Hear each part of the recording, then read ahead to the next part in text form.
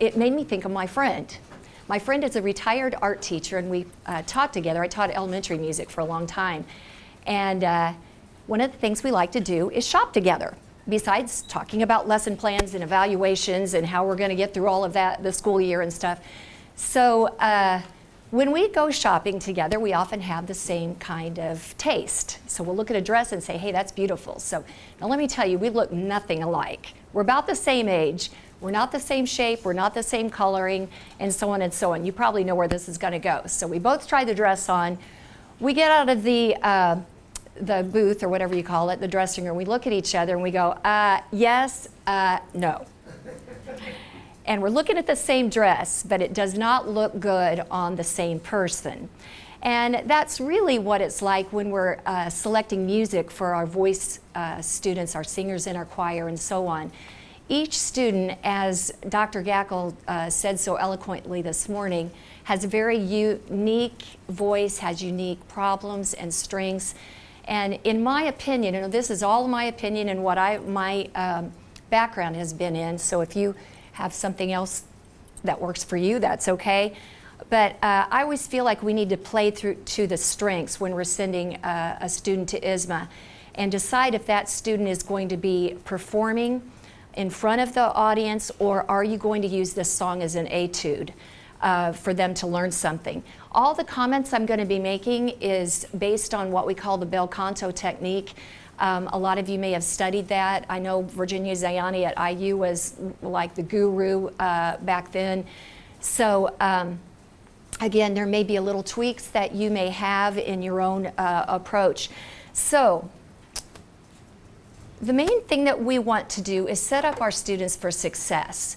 And you know, as we're being evaluated as teachers in the arts and so on, as an older teacher, it has forced me to analyze, why do I do what I do?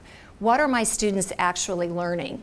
And the fact that we have to put those objectives up on the board and so on, that's made me, it's not all bad, although it, you know, kind of make you a nervous wreck at certain times, and are you going to manage to get all that information in? So we have to hone in on what we want the student to learn from this particular song. And the student's expectations and the teacher expectations and goals need to be in line with each other. And I teach middle school choir, so sometimes you have to kind of get that little kid to kind of coax them along and make sure that their thinking is the same as mine or yours in that situation. So we've got to have high expectations for our students. We need to challenge them without discouraging them. I like to present different genres in the music. A lot of times the students have never heard of what a symphony is. They don't know what an oratorio, a cantata. They have no idea what an opera is. All they know is it's the lady with the big horns and, you know, everything that goes along with it. We also, of course, as choral conductors, we want to restore vocal health and create vocal health. In my long teaching career, I have had a couple of students come to me who have had nodes from singing in show choir, so on and so on. And no matter what kind of literature we're presenting for our students, we want to make sure that they're healthy, because that instrument's got to last them till they're my age and older. And we also want to facilitate the creative ability of the singer, the musical phrasing, because that's really what they want to do. They don't really want to read the music, at least not in middle school choir. They want to get to the song. They want to be able to render it. Why do they want to render it? Because they want to emote. They want to show the world who they are. They want to connect with the audience. And that's our job, to be the guiding light in that direction. And of course, we want them to just enjoy singing, and that can be really stamped out if you choose the wrong literature for ISMA. I'll give you a short example. When I was in high school, I knew I was going to be a voice major, and yes, they actually had ISMA back in those days, and I sang Mozart's Alleluia. I got a perfect score. I remember that. I remember all the kids looking at me in the room, and I was all excited, my parents there. Yay! If they would have had a little camera back then, they would have done that. I also remember in high school being on stage in the musical, and the oboe player in the pit, high school orchestra, hit the wrong note, and I couldn't find my pitch. I remember that because that was not a good experience. So all of the other experiences that kind of mesh in, that means they were probably okay, or they're not worth remembering. So what we want our students to do is to come back with that success, to have that feeling of accomplishment, to know that, hey, that was the best I could do. All these comments, they're appropriate for me. The judge said, good job here, let's work on that. So today our objective is going to be, we'll discuss points to consider when selecting vocal literature for solo singers, including range, passaggio, lyrics, performance goals, and technical ability. I went to Dr. Gackel's workshop this morning about the women's changing voices, and I thought, gosh, I feel like I'm going to repeat some of that stuff. She was so awesome, by the way. I mean, she was so informative. I feel like I learned a lot just staying in that particular workshop. One thing that I like to find out, does my student take voice lessons? And if so, who do they take from? 9 times out of 10, that's going to be a good thing, but there's always that one. And let me give you an example, and maybe you've had this happen. This is going to be my 3rd year at Perry Meridian Middle School Choir. I absolutely love it. I want to kiss the ground. I just absolutely love working with voices. It is my favorite thing. It is my God gift. But there's always those moments. So this little gal comes up in the concert choir. First year I was there, just getting to know the kids. Mrs. Vernon, I want to go to ISMA. Okay, let's get you ready. Okay, I take voice lessons. All right. Will your teacher pick a song out for you? Or because you don't want to step on toes there, Will your teacher pick a song out for you, or do you want me to help you? No, my teacher's got one. Okay, all right. So I'm telling all of my singers, if you need me to play for them, or if it's for you, let me know. Give me the music, so on and so on. A week before ISMA, and mind you, she's going to group 3, so we're good, maybe. Her mom calls me and she said, well, the karaoke machine doesn't work, and the accompaniment, we can't get the accompaniment to play, and the teacher doesn't know how to play the piano. You have no idea who I'm talking about, so I'm like, oh, okay, what's she singing? Well, she's singing from a video game. It's such and such, and I was like, oh my gosh, Rebecca, why did you let this happen? So I said, okay, just bring in the music. Do you have the sheet music? Well, let me see if I can find it, because it was all by ear. All that stuff was by ear. Now, mind you, this young lady was a great student. She had all sorts of potential. She's going gangbusters at Perry Meridian High School now. So, bless her heart, her mom looked everywhere, brought the music in to me, and of course I was like, oh my Lord, have mercy. All of the crazy rhythms in there, and it was difficult. I'm just a okay pianist. So I said, I didn't want my gal to get nervous. So long story short, I made some cuts in the music. It was way too long. The judge would have fallen asleep in their coffee that morning.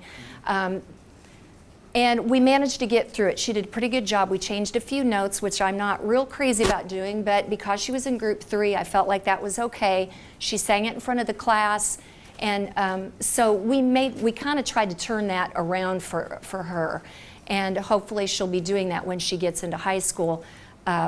Doing not that, but that she'll be still presenting in front of ISMA.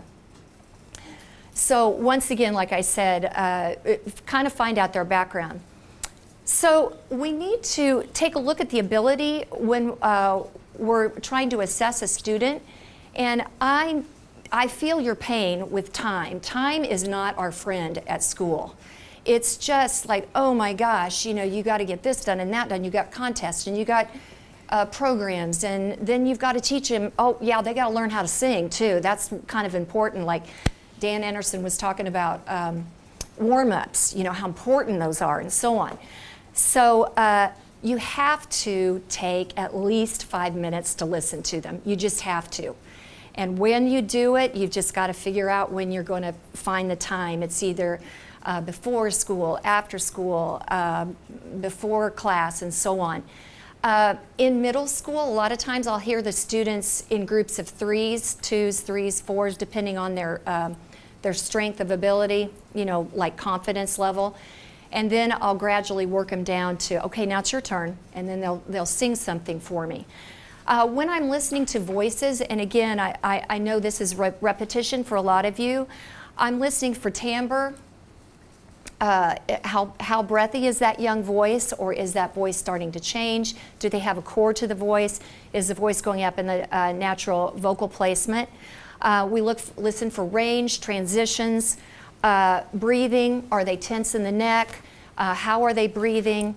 And then, of course, we can try a simple song for them to sing. Row, row, row your boat, whatever, something that they might sing in the classroom. And then try to have them do it in 2 or 3 different keys, trying to find where their voice is going to be lying. The high school student, I think you probably have a little bit easier idea of where that student's going to be singing, because you've placed them in a group. They're probably fairly secure in that area. You may move as mezzo to soprano, or you might move that tenor to the high baritone, and so on. Now, the other thing you have to look at is emotional maturity. Now remember, I'm teaching middle school choir. So when I'm selecting music, I've got to ask myself, how hard does this student work? I want this student to go to ISMA. I want this student to learn their music. But is this one of those go-getter kids that are going to be practicing like, hey, Mrs. Vernon, look what I did, blah, blah, blah, blah, blah? Or is this going to be the kid that you're like, have you looked at that music? Do you remember that I gave that to you 2 months ago? So, you've got to kind of know your student in that realm as well, and I'm sure that you can all appreciate that. Now, when we're looking at vocal range, that's the other thing that we have to look at. This I nipped off the internet. This is for the adult voice. This is not what I'm working with, and this is probably not what you're working with either. So the lighter green area is talking about the voices that can reach out to the far ends of the realm of their range and so on.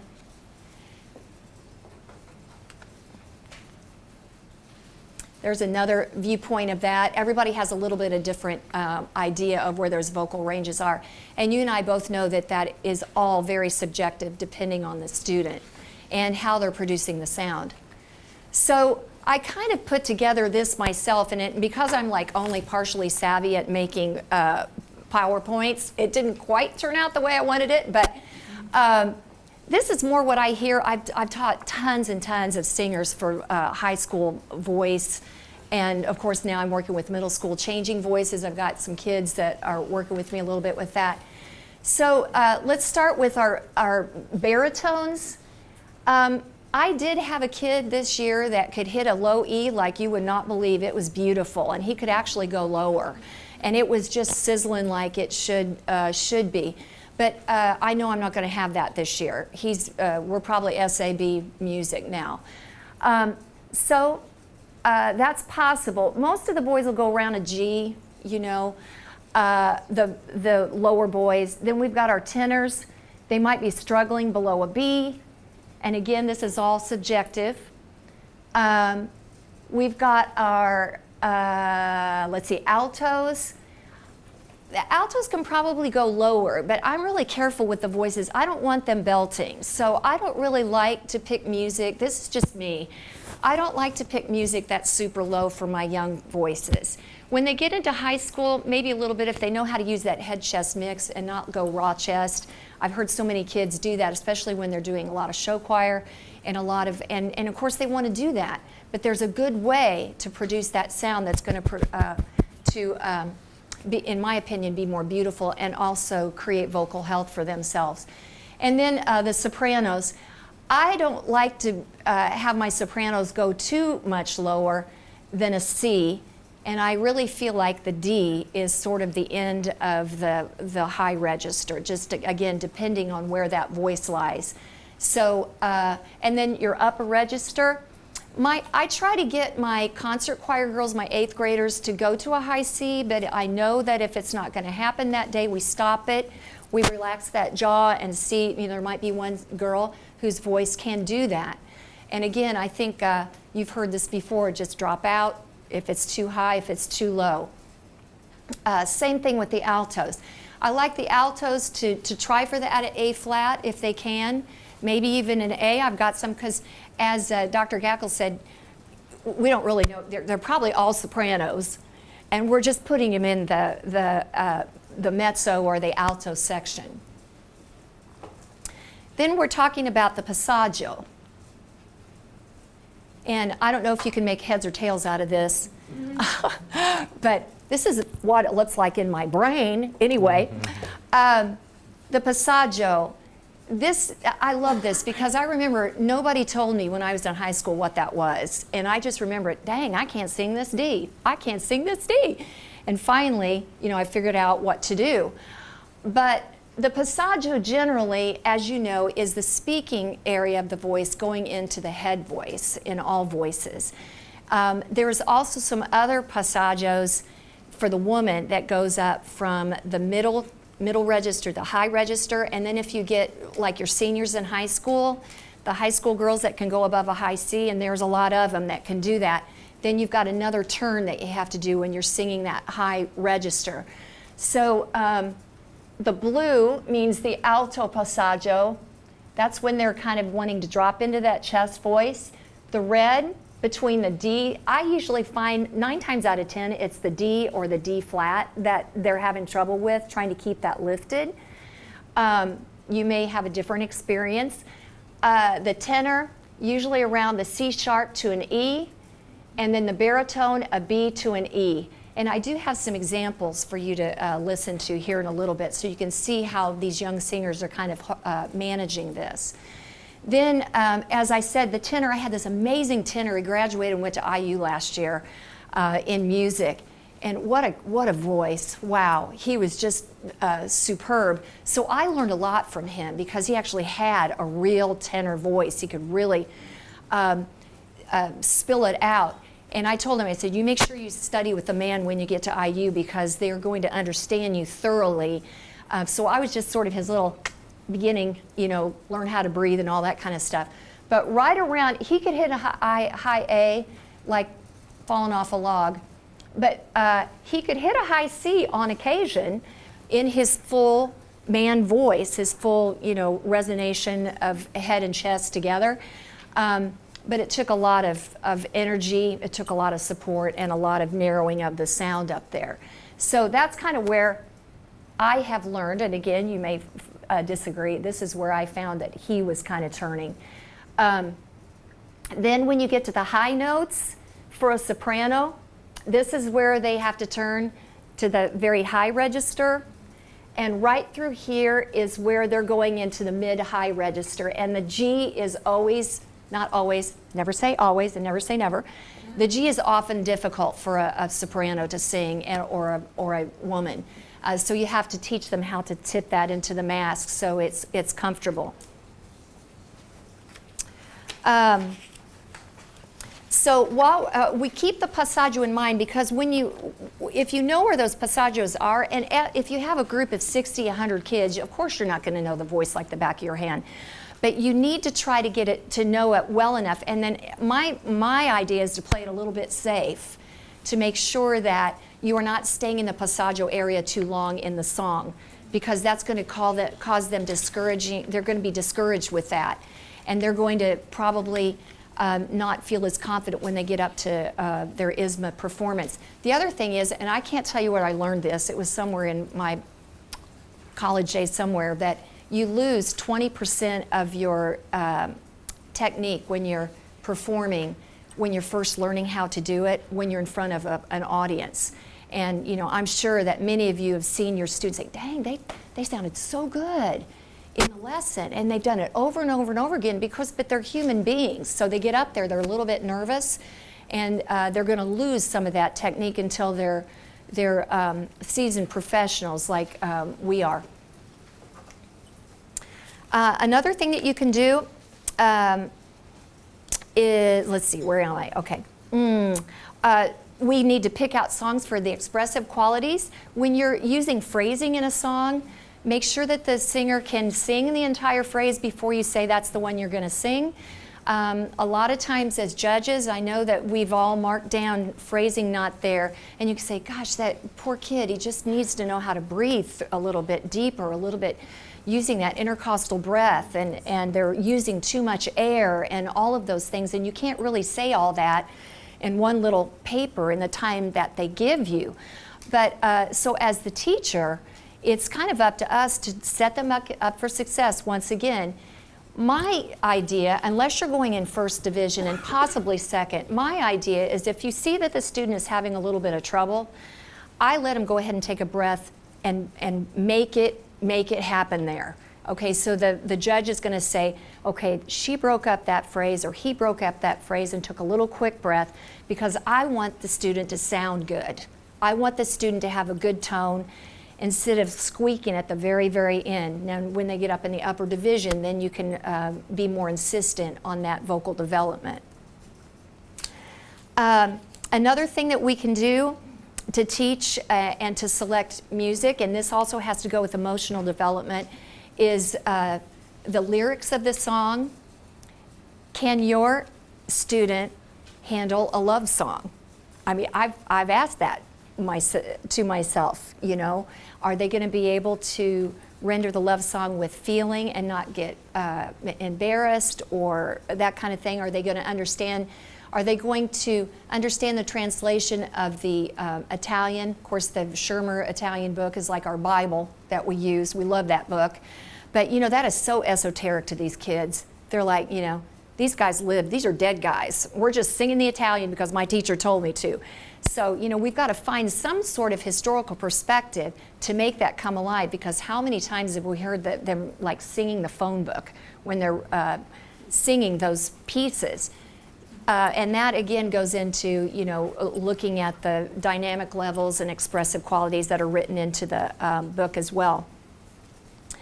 I like to talk about the historical perspective with the kids, and I hope I'm not getting too off task, but I feel like this is all about selecting the music for a student. Giving them a little bit of historical perspective, what the composer was like, what the music was like, what it was like to live back then. They're going to start honing in on that, and they're going to own that song a little bit more than they would if they were you know, completely detached. And that's going to make them work harder for you, and it's also going to make them sound better at ISMA. So I've written a few little tips down there on one of my sheets about how to teach the song. But today, this is the cambiata voice. And of course, we're not going to go into that. That's a whole nother ball game. This is Cooksey's division of the cambiata voice. And so, you know, if you're not used to working with a cambiata voice, I've learned a lot in my 2 years I've been at school. I thought I knew it. They're all different, let me tell you. So this is kind of a neat way. If you think, well, this kid kind of fits here or here, then you can take that and look at the literature, look at the range that it offers, and then that'll help you give a guideline to what song to offer the singer.